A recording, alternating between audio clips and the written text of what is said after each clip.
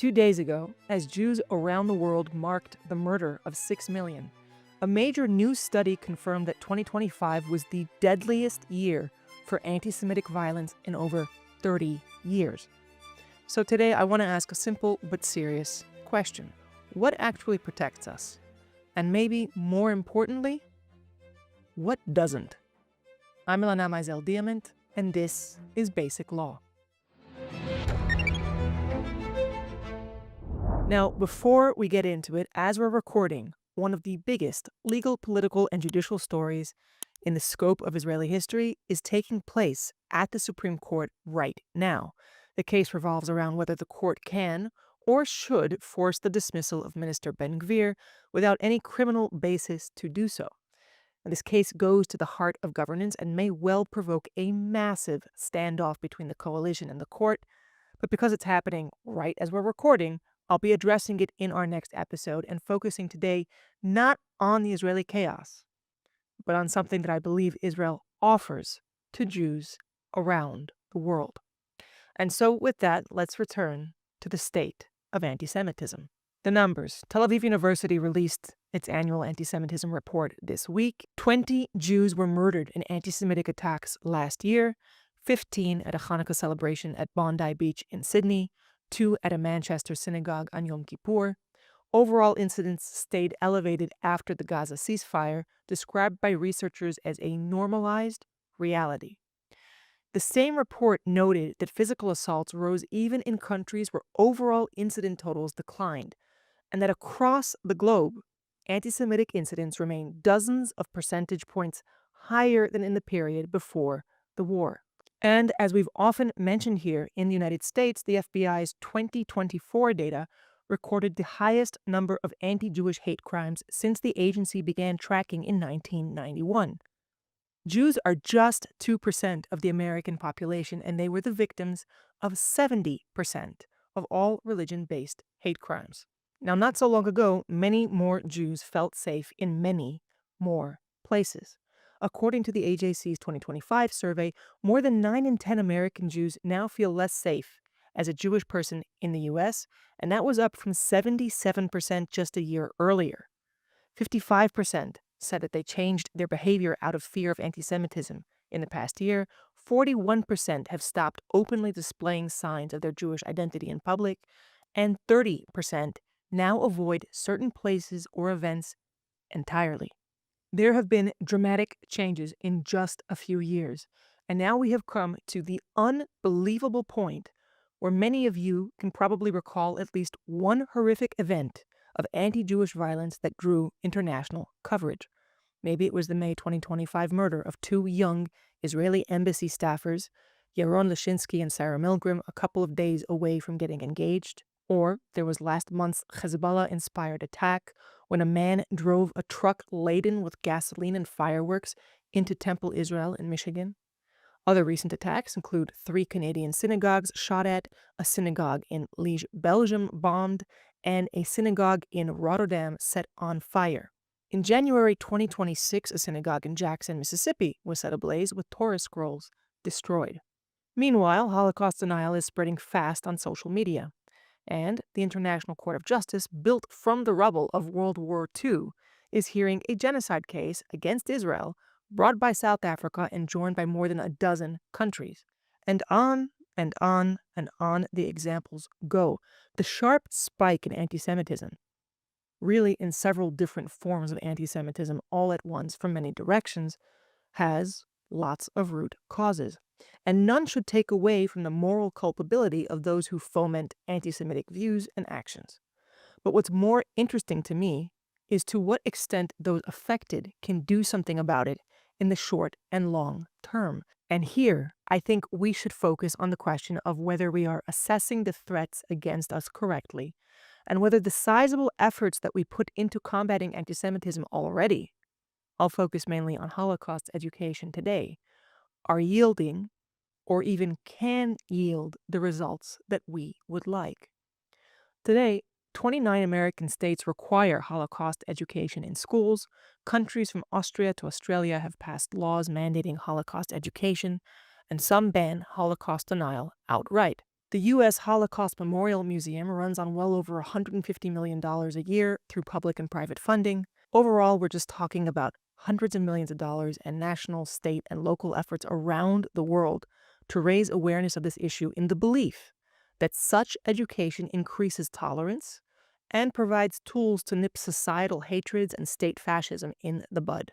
But what is the actual state of affairs? Well, the Claims Conference surveys Jewish knowledge and attitudes across multiple countries every year.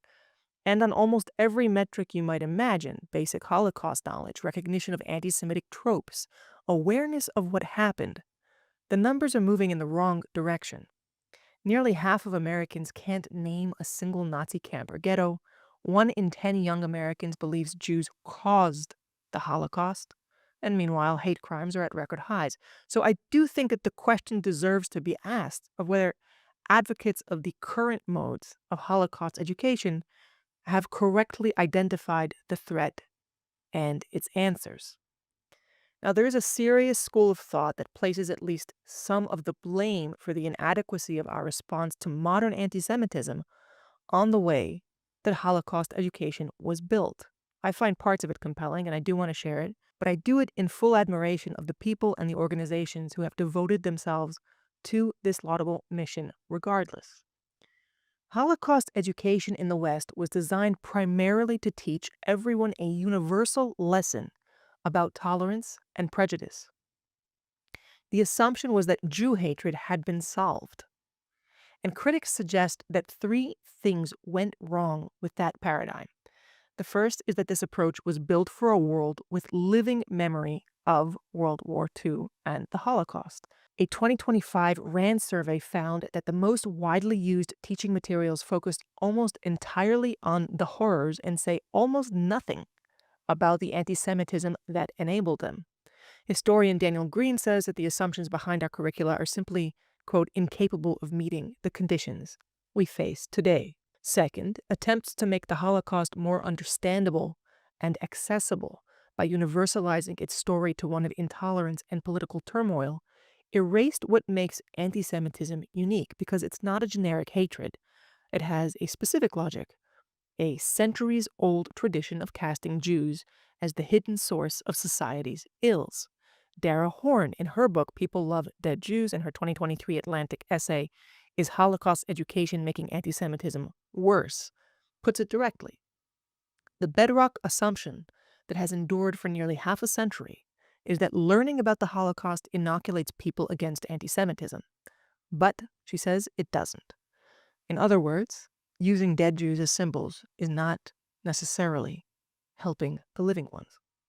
And third, by focusing on the older mutations of Jew hatred, some say, we were left unprepared for the newest ones. Scholar Naya Lecht in Scaffolding Anti-Zionism, The Hate We Missed, shows how anti-Semitism mutates from variant to variant: anti-Judaism, racial anti-Semitism, and now anti-Zionism. What's striking about this, though, is that anti-Zionism wasn't new. It's been baked into Jewish existence since the establishment of the state. The UN resolution equating Zionism with racism, in force from 1975 to 1991, is just one example. And yet, the Jewish community spent a long time trying to draw firm distinctions between anti-Zionism and anti-Semitism that, at least today, should be increasingly unconvincing. Alongside this process, as Nazi imagery became toxic in the mainstream, something else happened. The language of genocide, of oppressor and victim, perpetrator and innocent, was stripped of its Jewish content in academia. It was universalized and then turned against Israel. Marlene Gallner traces exactly this in Germany, a country that built extraordinary Holocaust memorial culture, mourning dead Jews with great solemnity, and then using the same vocabulary to condemn the living Jewish state. The road from the Berlin Holocaust Memorial to the ICJ genocide case really is that short. So what would a different approach look like? Well, I have 2 very non-exhaustive thoughts I'd like to share with you, and I look forward to hearing yours. Those who follow this show won't be surprised that I think that one of the keys is changing the way that we, the Jewish people, understand, and teach this history within our communities. According to Pew Research, Holocaust remembrance is the single most important marker of Jewish identity for American Jews. 76% call it essential, more than religious practice, more than leading an ethical life, more than caring about Israel. And British Jews feel the same. The Holocaust is the most powerful shared experience binding us together globally. What that identification looks like in practice in much of the diaspora is an orientation around atrocity, around the perpetrators, around the machinery of murder. What is much less focused on is the civilization that was destroyed, the vibrancy, the family life, the scholarship, the humor. And the result is that many Jews today know more about the Nazis than they do about Yiddish theater and poetry, and more about Auschwitz than they may know about their own great-grandparents' world. And it means that what holds diaspora Jewish life together is defined largely by catastrophe rather than by pride. So I would say it's time to widen the lens, both to the broader and tragic history that we've lived over the course of an eon throughout the world, but also to the figures and the stories demonstrating our extraordinary survival, our creativity, our stubbornness. And just think, before the Holocaust, 9.5 million Jews lived in Europe. It was a civilization of scholars and poets, musicians, and kvetchers, and Yiddish theaters, and centuries of accumulated life. Teaching only what was done to them and not who they were is to caricature their legacy and to deprive ourselves of the opportunity to continue it wherever we may live in the world. A deeper and more multifaceted Jewish identity will allow us to better identify and address the threats to it, whether through law, education, or other means. Now, beyond that, a singular message emerges from the bad chapters in our history, and that is that we need an army to defend us and a state in which to build thriving and happy lives. Now, this is not the only reason we need and are entitled to Israel, but it is one that, of course, cannot be overlooked. And Israel's entire existence is built on revival and redemption in a way that I think eludes the stories of many Jewish communities throughout the world. Now, I say that as someone who is a proud American and who grew up in such a community. And it's striking that a 2025 JFNA survey found that only 37% of American Jews identify as Zionist. And this, to me, is a sign that the defining story of modern Jewish life as a collective is still the atrocity rather than the comeback. But as I said, Israel's entire existence was built on the opposite premise. The Knesset's law creating Yad Vashem named the day Yom HaZikaron LaShoah VeLaGvura, Holocaust and Heroism Remembrance Day. Not just the victims, but also the fighters, the forest partisans, the people who fought back with nothing.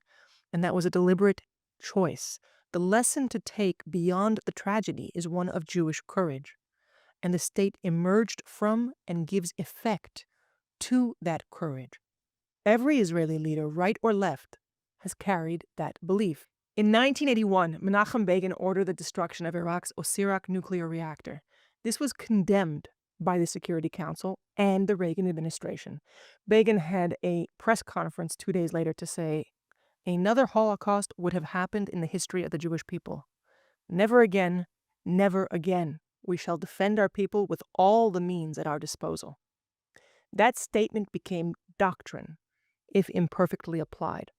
And we are once again seeing it now in Operation Rising Lion last June, through Operation Epic Fury in February, because you see, in Israel, perhaps here more than anywhere else, never again really means Am Yisrael Chai. And that brings me to what I really want to say about this country. As a proud American and Israeli, looking ahead to Yom HaZikaron and Yom HaAtzmaut next week, under the shadow of a potential return to war. I know that for many Jews in the diaspora today, Israel feels like one of the reasons that they're being targeted. Anti-Zionism has become the delivery mechanism for a great deal of modern anti-Semitism. But I want to make the opposite case. If you've ever been to Yad Vashem, you walk through the architecture of catastrophe, and when you come out the other end, you emerge into a panorama of Jerusalem. dynamic but ancient, thrumming with argument and with life. We look ahead now to Yom HaZikaron, which falls the day before Yom HaAtzmaut. And once again, we mark and mourn our sacrifices, but end that day in a joyous celebration of rebirth and sovereignty. The legacy of what was destroyed, as well as what survived, is vibrantly, defiantly alive and proud here, and it jostles and reconstructs in the streets, in the universities, and around the Shabbat tables. And if I were to think of how to fine-tune the laws and the educational programs that we've put into effect to address anti-Semitism, I think I would start first from understanding that premise, that we must learn courage, capability, and pride are the antidotes to atrocity and victimhood, that we must forcefully guard against Jew hatred no matter what moral garb it's claiming, and that there is an uncomfortable truth to face in the eternal nature of anti-Semitism. Now, whether internalizing that message means creating a different set of metrics for success, reallocating resources, or even reforming the way in which the Holocaust is commemorated abroad, it remains for us and a generation of educators and leaders to design the new curriculum that will inspire the next generation and make us a light to the nations, including our own. Never again is a prayer, an ethical commitment, and an aspiration. But the unabashed joy and courage of Am Yisrael Chai is what gives it force. The Jewish people lives. I'll see you next week.